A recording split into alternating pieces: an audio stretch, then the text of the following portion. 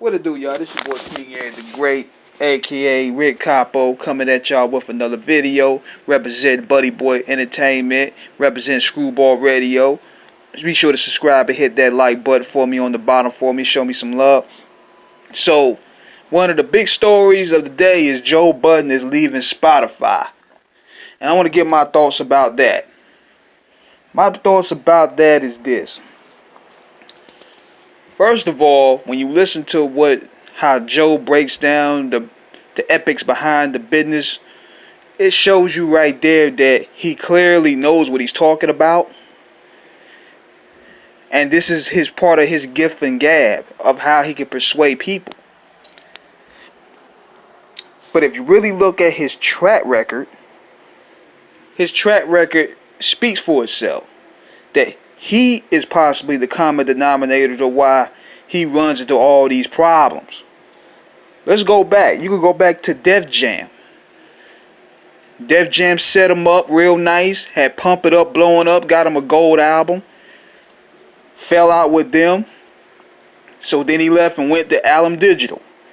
Alum Digital, he boasted about them being the better platform, being more independent. Fell out with them. Then he fell out with the 18, with Ransom. Now notice this. You ain't never heard Ransom have a problem with Clue. You ain't heard Ransom have a problem with Paul Kane. You ain't heard Ransom have a problem with Stack Bundles. Just Joe Budden. Now it's going deeper here. Then the shady deal. The shady slaughterhouse deal. Eminem had them dudes set up on a major. You on shady aftermath. And it falls to pieces. Now the album wasn't that good because of bad direction. I'll say that on behalf of those who listen to them. But they won't shoot no darts at Eminem. You ain't never heard Crooked I shoot no darts. You ain't hear Joel O.T. shoot no dart. Or Royce. But it was Joe Budden. See the pattern here. So then it starts a friction between the camps. The Slaughterhouse camp, the D12 camp, the Shady camp. And it combusted. And imploded. To where now Joe and Eminem are at odds right now. They ain't even in speaking terms.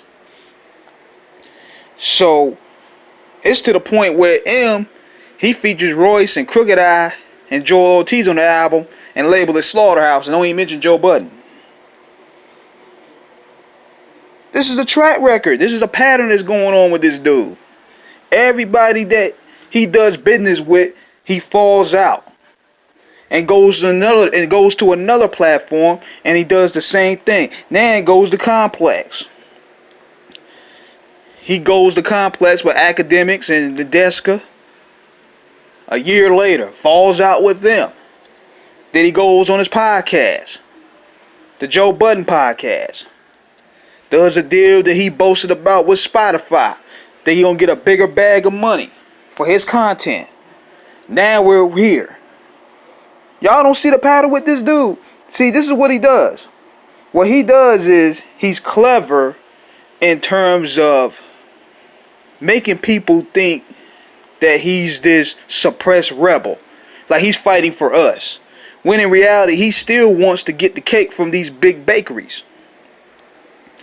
He still wants to deal with these guys. So when he falls out with them, he paints that picture that this big machine is suppressing him. And he's going against corporate interests. Now I bet you this. He leaves Spotify, Puff might pick him up, or Jay might pick him up. Puff might pick him up at Revolt, and Jay might pick him up at Tidal. He's going to fall out with them a year or two later. Talk about Jay-Z don't understand hip-hop, and he's a culture vulture. He's no different from these slaves. He's clever like that. So, is Joe Budden the problem? Is Joe Budden the problem? We got to take a look at that. So, subscribe, hit the like button for me. Holla at your boy.